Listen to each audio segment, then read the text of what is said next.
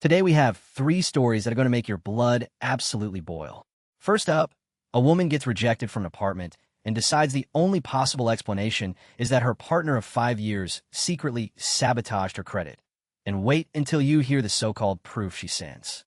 Then, a grieving family writes their mom's obituary, and the one relative they left off shows up uninvited in their backyard to make the whole thing about her.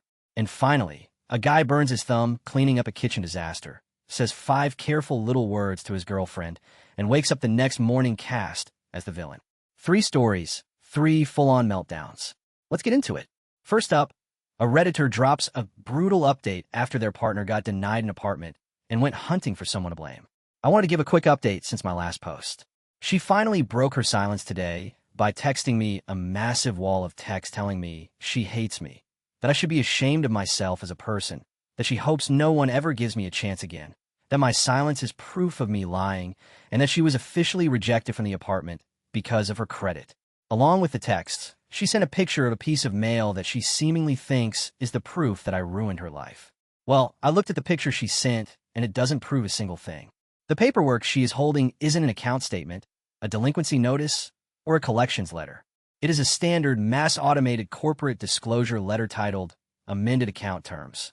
The back page is literally a generic promotional advertisement envelope trying to get people to sign up for a student cashback card.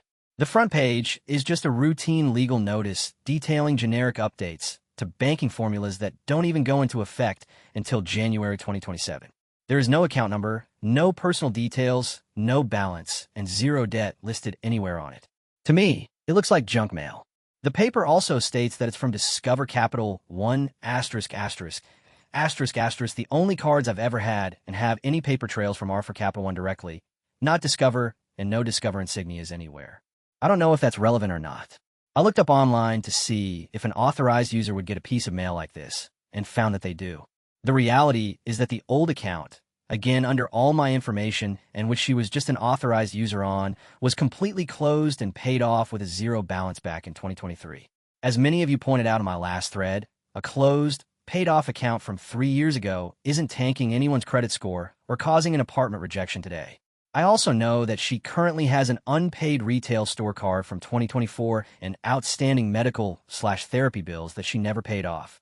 That recent history of non-payment, alongside whatever else they found, has me thinking that that is what the tenant screening algorithms flagged, not a ghost from a paid-off closed account in 2023. She completely misread a piece of routine junk mail because she was in a panic over the rejection and desperately needed a scapegoat so she didn't have to face her own choices.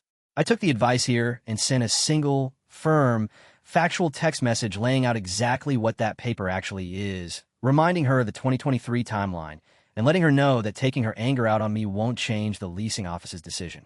I told her I'm going silent because she has made up her mind to treat me like a villain and nothing I say will matter right now. I could block her, but since she threatened me with trying to send me to jail, I figured a paper trail showcasing her abuse towards me and what I said back would be the best route to go. In a weird way, hearing her say she hates me and that she hopes no one gives me a chance is almost cathartic. Like I don't have to try for her anymore. For 5 years, I've tried to make things work. Be patient, change aspects of myself. Tell myself she's just in a spiral. Stay patient, and she'll realize that it's not the end of the world. She doesn't mean what she says, but now that she's gone this route, I can just be. Keep the good things I changed about myself, and let the rest fall off. She wasn't like this when we first got together. Her mother is crazy, and when she would go and visit her, she would come back with all these accusations and demands and crap. Now that she is living with her, I can only think that her mother's influence has only worsened things within her own mind. It's going to take some time to get used to the no-contact silence and not having her constant presence in my life. But I'd rather the silence over being told I'm a liar, that I don't care, that I don't love her enough, and being made to feel like I'm the worst kind of person when I'm trying my hardest to do what I think is right. Small update. She responded to my final message and mentioned she was also rejected due to low income for the apartment. So it wasn't even fully her credit. Update on update. I've taken everyone's advice and put her on mute, so any further communications won't be immediate. Keeping on mute just means that I can keep a trail of documents in case she tries to push any sort of legal thing, which from my understanding she has no grounds for, but knowing her mother she might be pushed into it. I've stated facts, called out her for her own handling of this, pointed out things she herself said with them rejecting her due to low income as well as her current credit profile, and left it at that. How she goes forward and whether she tries to come back if she realizes that I had nothing to do with her current situation will be a later problem. I know some people have said that they don't understand how I could have put up with this sort of explosive emotions from her for years, and the only excuse I have is simply this. I loved her. I thought love was sticking by a person, being there for them, showcasing them patience, forgiving them for mistakes, acceptance, and that ultimately they will break through and get them to see the error of their ways when they fly off the handle.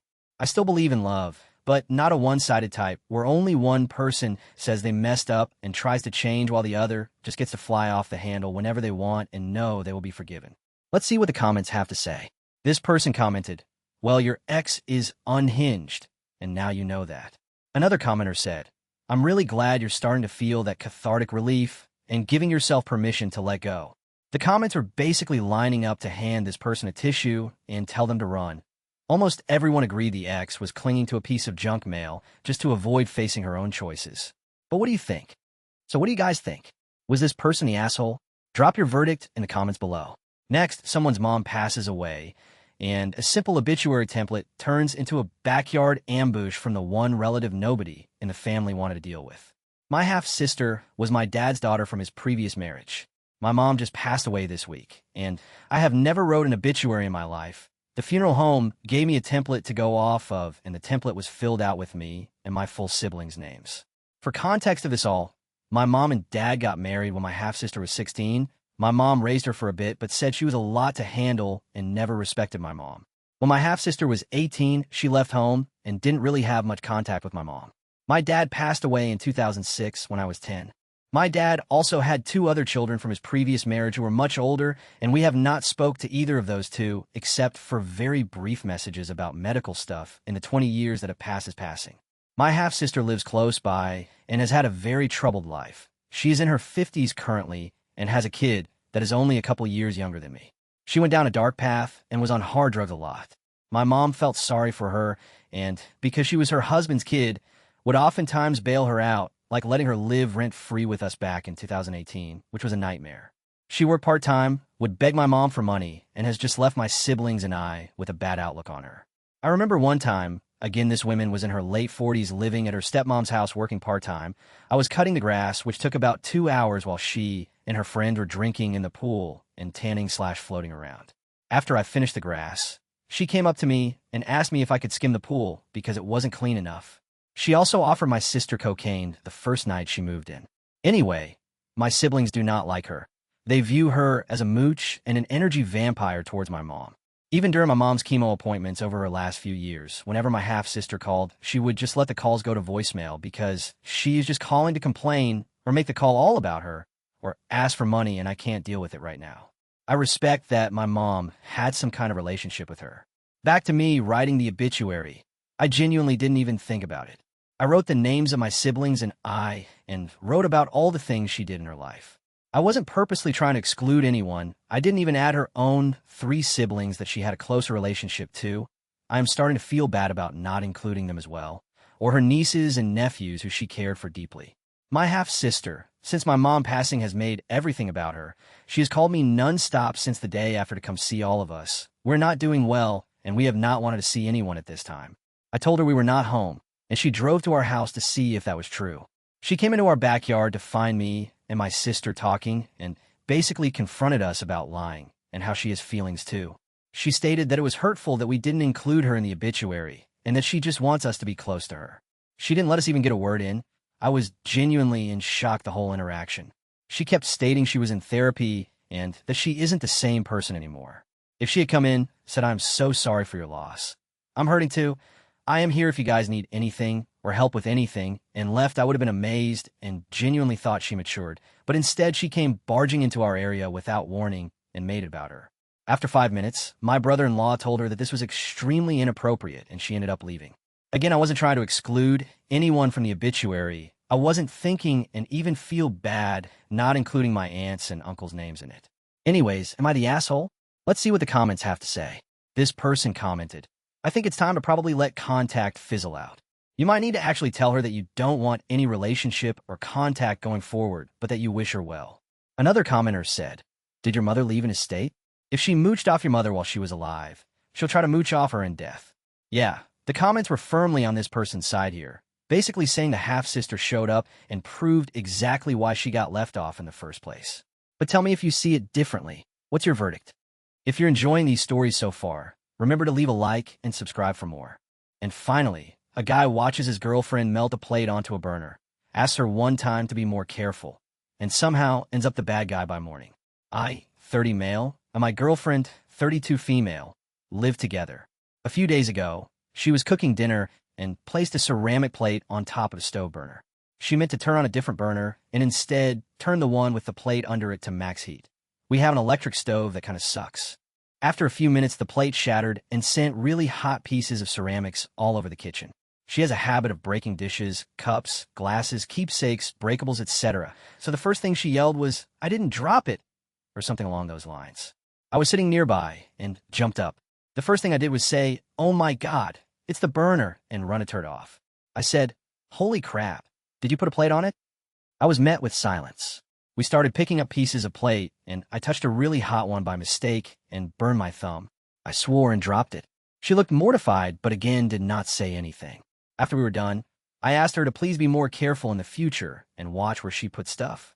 I said, "Please don't put things on top of burners or the stove that can melt or break, like plastic or ceramics." We're lucky nothing worse happened. The next morning, she blew up at me, crying and saying she doesn't deserve to be treated like crap over a plate, and now will barely speak to me.